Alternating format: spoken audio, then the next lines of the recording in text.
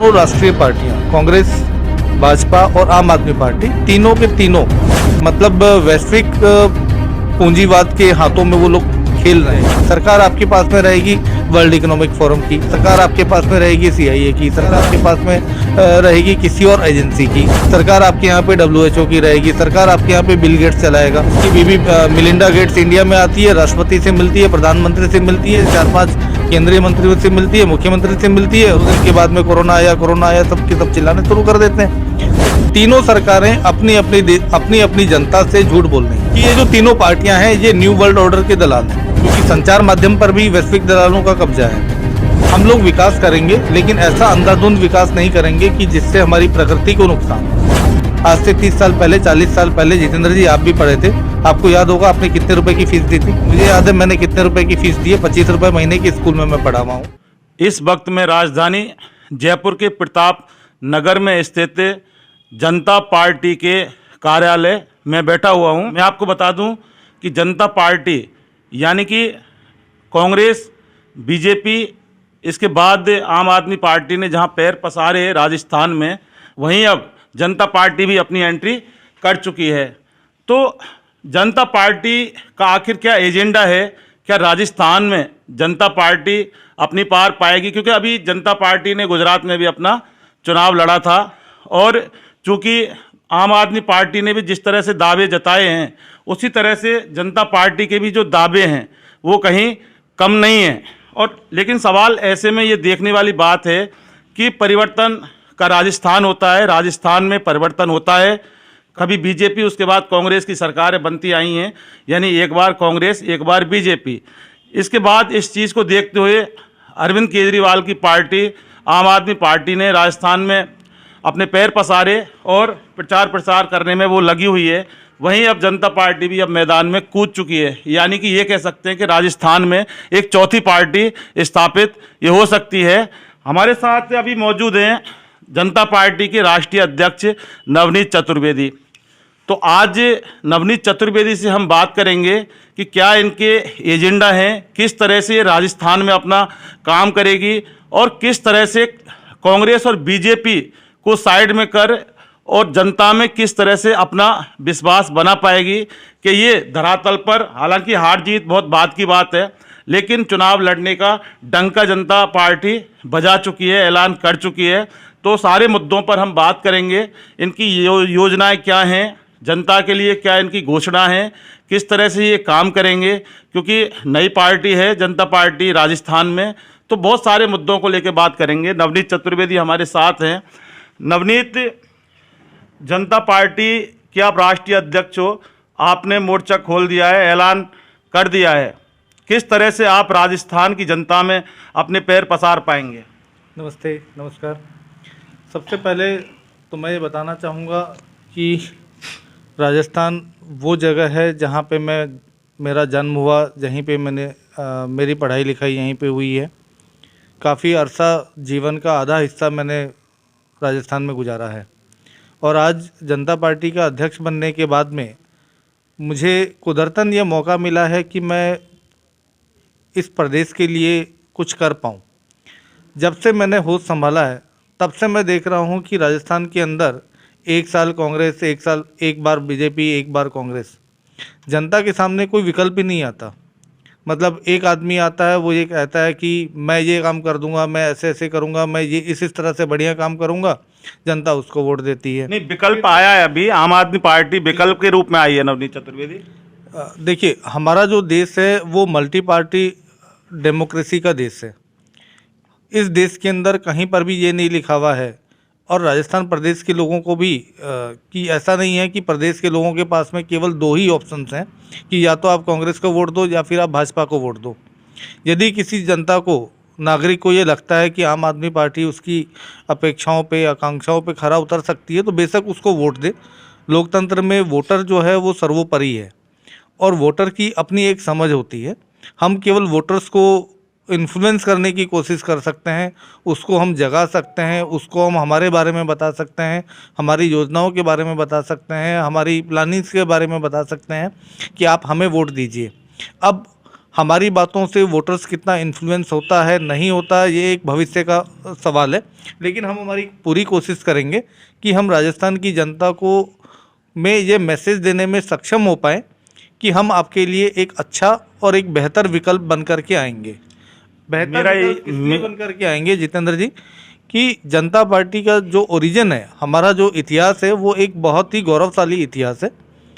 हम लोग समाजवाद सोशलिस्ट की पृष्ठभूमि के लोग हैं।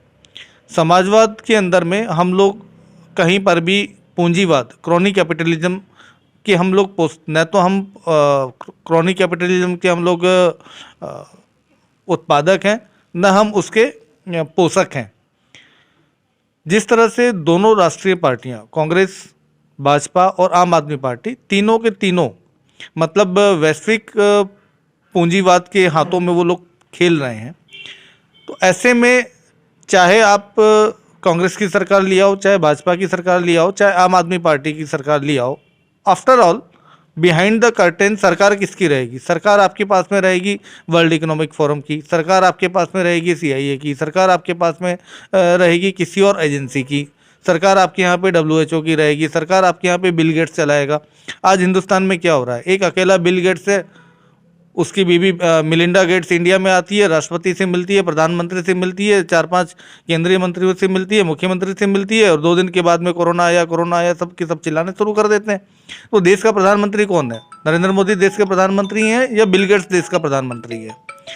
जनता पार्टी जब सरकार में आएगी तो सबसे पहले तो जो ये पूंजीवाद के शोषक हैं, वर्ल्ड इकोनॉमिक फोरम हुआ, आपके बिल गेट्स हुए, WHO हुए, नहीं, हमें ये सब नहीं चाहिए। पूरे देश को, जो देश एक तरक्की की राह पे चल चुका था, कोरोना, लॉकडाउन, इन सब मास्क, इन सब झगड़ों से निकल करके देश एक नए रास्ते के ऊपर चल चुका है। आप राजस्थान में चुनाव लड़ने के लिए आपकी पार्टी आई है। अभी आप ये बता दें मुझे कि जहां कांग्रेस और बीजेपी का भरोसा जनता के मन में बैठा हुआ है, आपने कहा कि इन्फ्लुएंस हम कर सकते हैं। क्या इन्फ्लुएंस से काम चलेगा या जनता का भरोसा जीतना पड़ेगा, तब जाकर जनता आपको वोट देगी? और आप भारतीय जनता पार्टी और कांग्रेस को किस तरह से साइड में करेंगे कि आपकी यहाँ सरकार बने? देखिए, पिछले 30 सालों में राजनीति का स्वरूप बहुत ज़्यादा बदला है। जिस तरह से देश में उपभोक्तावाद और बाजारवाद, पूंजीवाद हावी है, आज राजनीति भी एक बहुत ही महंगा शौक बन गया है।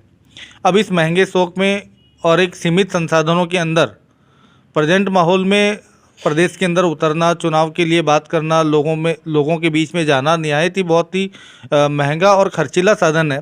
लेकिन फिर भी हम पूरी कोशिश करेंगे, जो भी हमारे पास में अवेलेबल संसाधन है उसके बीच में हम जनता को जाएं। सबसे पहले तो हम उनको इन्फ्लुएंस कर पाएँ, हम उनको ये समझा पाएँ कि आपकी सरकार आपके साथ में झूठ बोल रही है, आपका मनपसंद नेता आपके साथ में झूठ बोल रहा है।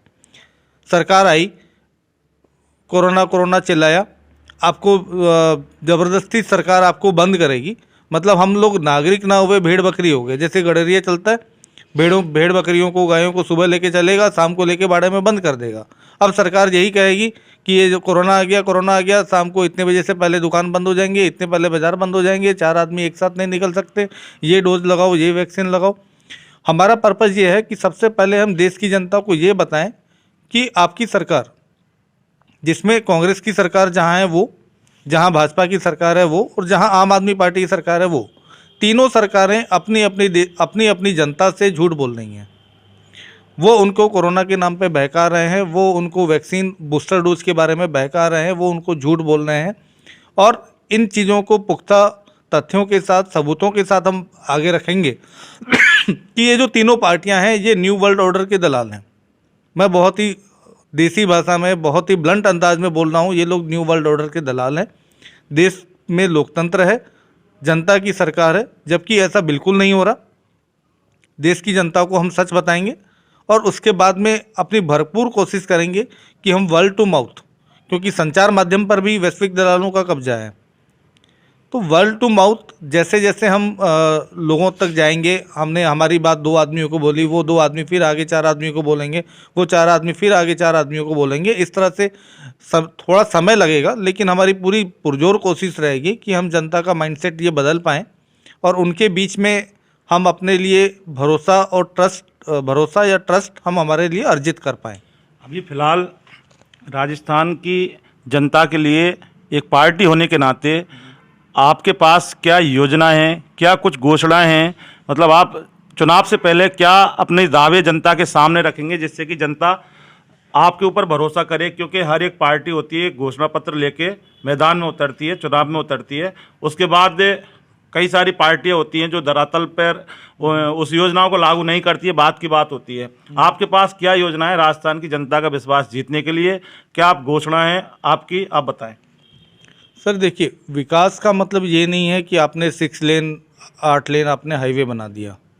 आप यदि 6 लेन 8 लेन यदि आप हाईवे बना रहे हैं तो आप उसके साथ में क्या कर रहे हैं? आप किसानों की ज़मीन उनसे छीन रहे हैं। आप पैदावार होने वाली उपज को आप कम कर रहे हैं। हमें विकास करना है, लेकिन इस तरह का विकास नहीं करना कि उस विकास से हमारा किसान, हमारा अन्नदाता, हमारी जो खेती, जो पुराने टाइम से जो कहा जाता है कि हमारा देश एक कृषि प्रधान देश है। हमारे देश में पशुपालन में जिनको एक नाम ही दिया गया था पशुधन, न्यू वर्ल्ड ऑर्डर के आने के बाद से हमारी कृषि विदेशी हाथों में, हमारा पशु विदेशी हाथों में। अभी ये लंपी वायरस आया, हजारों गायें मर गई। हम लोग विकास करेंगे, लेकिन ऐसा अंधाधुंध विकास नहीं करेंगे कि जिससे हमारी प्रकृति को नुकसान हो। प्रकृति को बचाते हुए हम लोग लिमिटेड विकास करेंगे, हम कम विकास करेंगे। हमें 6 लेन हाईवे, हमें बड़े बड़े फ्लाईओवर, अंडरपास हमें नहीं चाहिए। हमें हमारे पशुओं को बचाना है, हमें हमारी संस्कृति को बचाना है, हमें हमारे गाँवों को बचाना है, हमें हमारे कल्चर को बचाना है। हमारी संस्कृति, हमारा कल्चर, हमारे रिवाज बचे रहेंगे तो प्रदेश आगे तक बचा रहेगा।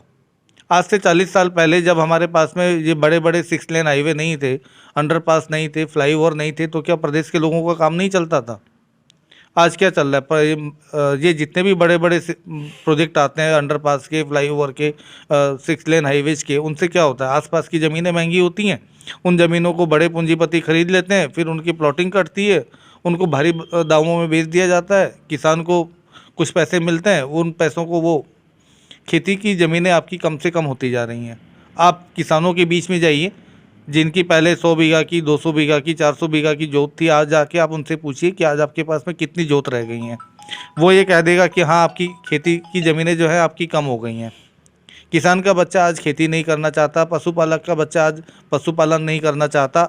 हर आदमी को अंधाधुंध विकास की दौड़ में दौड़ा दिया जाता है। थोड़े दिनों पहले अभी सीकर की न्यूज़ थी, आपस में गैंगवार हुआ और एक आम आदमी, नागौर के किसी आम आदमी बेचारे को गोली लग गई। वो अपनी बेटी को पढ़ाने आ रहा था। बाद में अखबार में न्यूज़ आई कि उस आदमी ने अपनी 28 बीघा ज़मीन बेची थी बेटी को पढ़ाने के लिए। क्या पढ़ाने के लिए? यार ऐसी कौन सी आप शिक्षा दे रहे हो जिसमें आपकी 28 बीघा ज़मीन बिक जाती है? आज से 30 साल पहले, 40 साल पहले, जितेंद्र जी आप भी पढ़े थे, आपको याद होगा आपने कितने रुपए की फ़ीस दी थी? मुझे याद है मैंने कितने रुपए की फ़ीस दी है। 25 रुपये महीने की स्कूल में मैं पढ़ा हुआ हूँ, राजकीय कॉलेज से मैं पढ़ा हुआ हूँ। हमारे यहाँ पे बहुत ही लिमिटेड फ़ीस हुआ करती थी। मेरे साथ में गुरुजी बैठे हुए हैं। यानी शिक्षा का तो खैर व्यापारीकरण, शिक्षा का बाजारीकरण हुआ था ना। और शिक्षा के बाजारीकरण में यदि आप उन शिक्षा के बाजार में जाके देखोगे तो शिक्षा का बाजार किसने लगा रखा है? कांग्रेस के नेताओं ने लगा रखा है, बीजेपी के नेताओं ने लगा रखा है, आम आदमी पार्टी के नेताओं ने लगा रखा है। जनता पार्टी की सरकार आएगी, हमारा सबसे पहला काम होगा शिक्षा का राष्ट्रीयकरण। चाहे यहाँ पे कोई बड़ी से बड़ी 5 स्टार स्कूल हो, जिस दिन हम सरकार में आएंगे अगले दिन वो राजकीय स्कूल हो जाएगी। वहाँ का जो स्टाफ होगा एक प्राइवेट स्कूल वाला बच्चों से 2-2 लाख रुपए, 50-50 हज़ार रुपये, ये मतलब मुंह मांगे जिसके जो मन में आए वो फीस ले रहा है। स्टाफ को क्या सैलरी देता है? कुछ भी नहीं। हम उनका राष्ट्रीयकरण कर देंगे, मतलब स्टेट की संपत्ति हो जाएगी वो। शिक्षा का बाजारीकरण नहीं होने देंगे और ऐसा कोई काम नहीं होने देंगे कि जिससे किसी पेरेंट्स को, किसी अभिभावक को अपनी 28 बीघा ज़मीन बेचनी पड़े। सीकर का कांड हुआ, लोगों ने कहा कि हम मृतक के परिवार के लिए क्राउड फंडिंग करते हैं। सारे जाट एमएलओज ने कहा कि अरे हमारे समाज की बच्ची मर गई, लो हम 1-1 लाख रुपए देते हैं। अरे आप 1 लाख रुपए क्यों दे रहे हो भाई? आप शिक्षा का बाजारीकरण बंद क्यों नहीं कर देते? आप ऐसी पॉलिसी क्यों नहीं लाते कि भाई ऐसी कौन सी पढ़ाई है जिसके लिए आपकी 28 बीघा ज़मीन बिक जाती है, जिसके लिए 5 लाख रुपए लगते हैं, 10 लाख रुपए लगते हैं? क्यों लगने चाहिए 10 लाख रुपए, 5 लाख रुपए? क्यों किसी की ज़मीन बिकनी चाहिए? आप शिक्षा को फ्री क्यों नहीं करते? आप हेल्थ को फ्री क्यों नहीं करते आप? हाँ, हेल्थ के मामले में मैं ईमानदारी से एक बात ज़रूर कहूँगा, गहलोत जी की सरकार अच्छा काम कर रही है हेल्थ के मामले में, लेकिन शिक्षा के मामले में वो पूरी तरह से माफियाओं के हाथ में खेल रही है। खैर, जनता पार्टी के राष्ट्रीय अध्यक्ष नवनीत चतुर्वेदी विकास करेंगे, लिमिट का करेंगे, अंधाधुंध विकास नहीं करेंगे। इनकी सरकार सत्ता में आती है तो शिक्षा का राष्ट्रीयकरण होगा और तमाम तरह के सिस्टम पे, सरकारों पे सवाल भी उठाए। लेकिन बात राजस्थान के चुनाव की है। जनता पार्टी ने ऐलान कर दिया है, एंट्री कर चुकी है और कार्यालय भी यहाँ जयपुर के अंदर बन चुका है। लेकिन अब सबसे बड़ा सवाल यही होगा कि जनता पार्टी को राजस्थान की जनता दिल में बसाएगी तो आखिर कैसे, ये आगे आने वाला वक्त बताएगा। सहयोगी रोहित कुमार के साथ इन्वेस्टिगेशन मीडिया के लिए मैं जितेंद्र शर्मा।